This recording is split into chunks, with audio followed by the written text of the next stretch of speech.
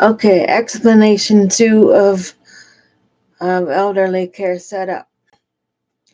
Um, the other half of that is that you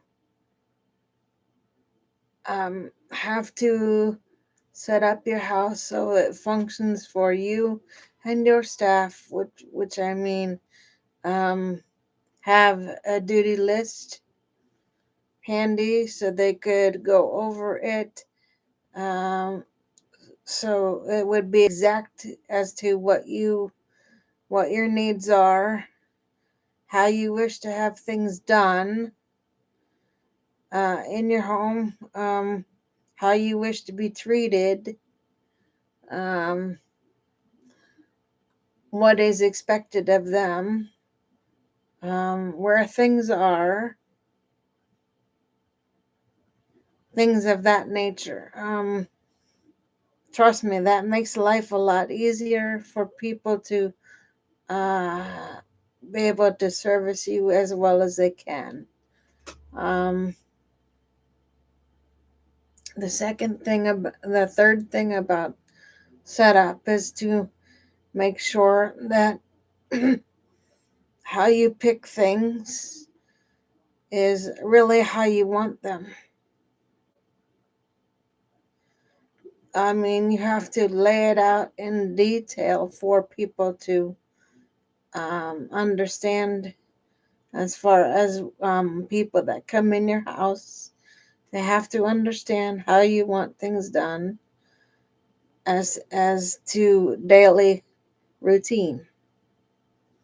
Meaning, if you have two different people working for you at two different times a day, one doesn't want to do the same thing the other one has previously done. So you have this is where people delegate, um, as to what they need for the day.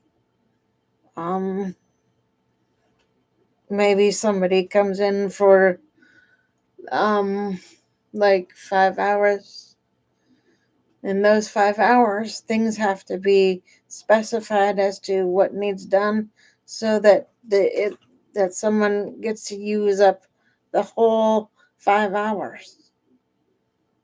Um, if you have it listed as to a detailed as to a detailed um, list, it makes it a lot easier to get things, to get your services met. You have to break your life down into chunks of time. It makes it a lot easier. Um, and then after you get to know your staff and have a routine down, then state will send you a piece of paper that is called a service plan, which you set up with them. It's a separate piece of paper that you fill out for like the services you need. Um, Detailed for the state, detailed description as to how long it takes you to do something. Um, like, how long does it take you to dress? How long does it take you to prepare a meal? How long does it take you to do like housekeeping duties? Those things are detailed in your service plans for elderly or disabled people in life. That determines how much determines your hours for the like for the day, for the like for the month. It helps the state um determine how many hours they're going to give you as to how much you could do or how much you need help with. Um, if it's a young person that can still get up and function, and they may need a little bit of guidance for like two hours a day. Um, I've seen people where it comes down to like 5 hours a day for certain people. Um, Again, like I said, make sure things are written down, um, and clearly marked as to where things are. Um, Specify what, if you have 2 shifts a day, specify who gets to do what for the day. Um, and God, yeah, I hope that God, some of you understand that, setting yourself up to function in the proper channels makes life a lot easier to deal with. Um, for a person that is dealing with this for the first time, it's easier to describe on a piece of paper. On a piece of scratch paper, go sit down. If you're able to write for yourself, go sit down. Um, Preferably at a table or something, hard surface. Use a pen. Use a pencil. Um, Write down in detail what you expect somebody to do for you. Um, if you do not write things down, what you expect, um, for in perspective of the agencies look at it, it's very hard for them to understand what you need as a person. So my advice to a person is to sit down, write down what you need, um, and then calmly sit down with both of your people. If you do 2 or more, this makes it easier. Sit down as a group. Like treat it like a team meeting. Sit down as a group and go over each one. Make sure people understand what you wrote down. And if you set it up right, let your staff have a question and answer session with you. Let them ask questions. If no one asks questions, then no one sees what you really need as far as a person goes. Um, setting up attendant care really matters to a person. Um, Involving the consumer really does matter. Um, if a person isn't able to, then that's where the agency steps in and does it for you. But if a person is able to sit and talk, if a person is able to communicate with you and tell you exactly what they want, exactly how they need things done, and exactly how they want treated, if they're nice to you as staff members, my advice to you as staff members: treat your treat your consumers like you want to be treated in life. show them respect like they would, that like you expect them to show you.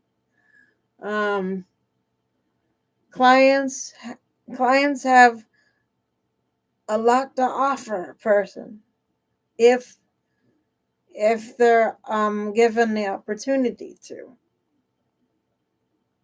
If not, meaning if a person goes if a person goes consumer model, then you as a consumer have the right to set your house up the way you want. um if you were made to go agent if you have to go agency model, then you sit down with that agency, you sit down with a representative of the agency and tell them exactly how you want things done for your services. Now, if you have a really good relationship with the agency, you may be able to change things around. If you ask them in a nice manner, so you may they may give you that option. If they do not, um, it it's hard to ask a person, but my advice is to try and get things done the way you wish to have them done, because that makes a difference in life and the way your life runs.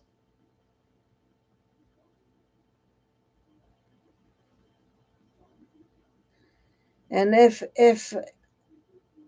you have a nice relationship with your staff, then there's ample opportunity to make suggestions.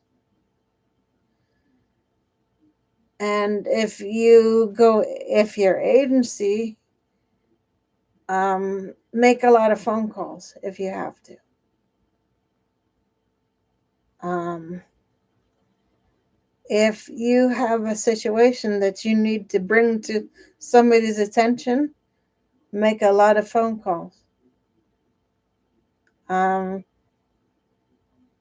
if you're your consumer model, you have the right to sit down with the person that works for you, and your right as a person, as a consumer, is to sit down with the person, have a nice conversation, um, bring up anything that you have uh, a problem with. Find a nice way to have the solution fixed. Um, hopefully, you as consumers can find some uh, way of communicating with your staff that's meaningful. Part of the point to have a service plan is also so the state has to come in every year and help you come up with a service plan. Now, it may not change, it may change, depends on how you feel as a person.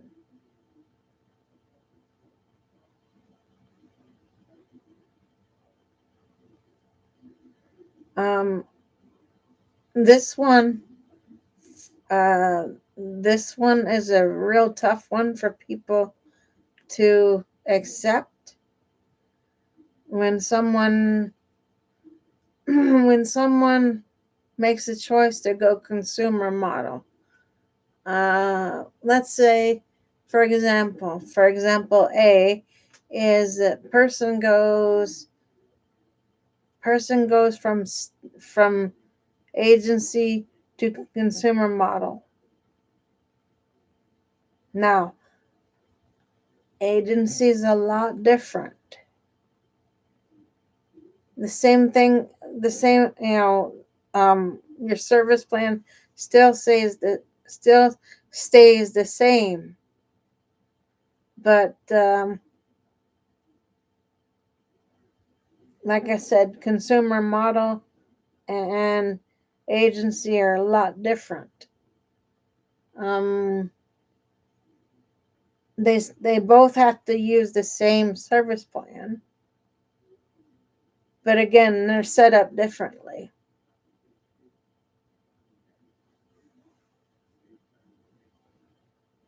And the way, like I said earlier, the way a person sets up their service plan matters how their hours are met.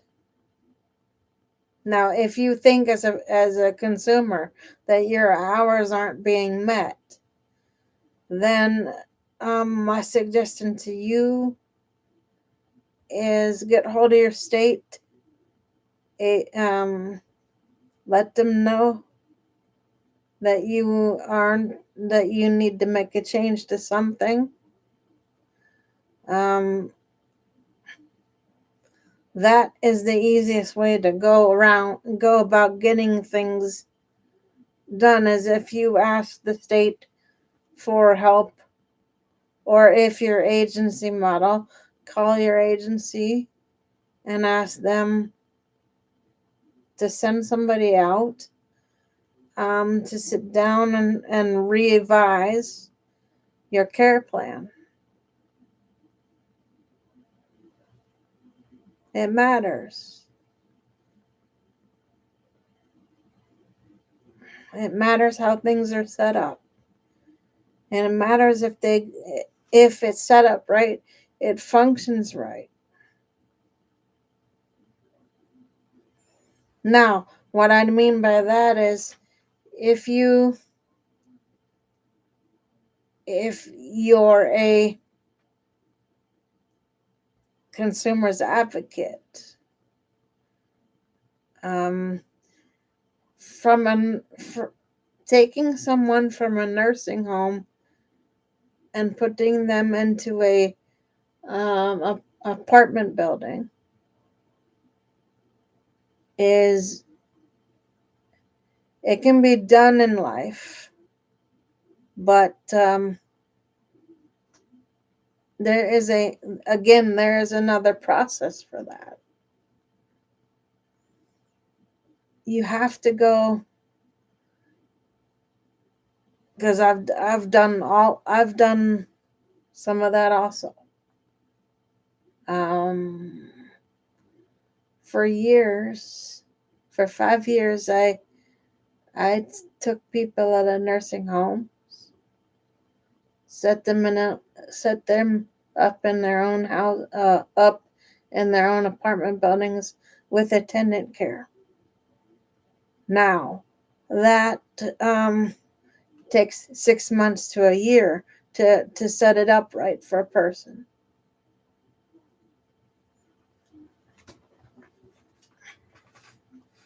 And if you do it right, hopefully the person comes back and thanks you for that. Because when you're their advocate, you see them every day. You go in and see them every week. You go in and see them until they move out of the facility and into their own place. For me, the satisfaction of having someone move into their own apartment building with attendant care is seeing the smile on their face after being in a facility for years.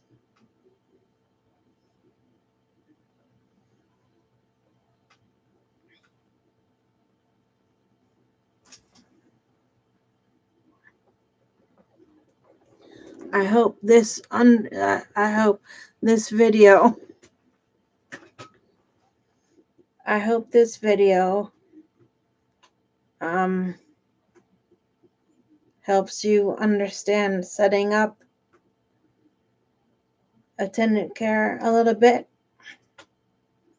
I'm open to questions.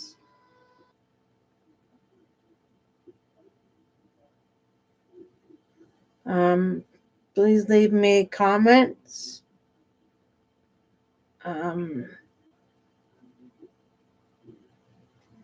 Like I said, this channel is to help families, consumers, navigate the ins and outs of elderly care. All of it. The whole aspect of it. I just don't deal with one aspect. I can sit back and help a person navigate the whole ball of wax. If anybody out there has any questions, please leave me a comment. Hit the like button if this video helps a person understand elderly care in plain English. That is my goal for this video channel. Thanks a lot. Have a good night.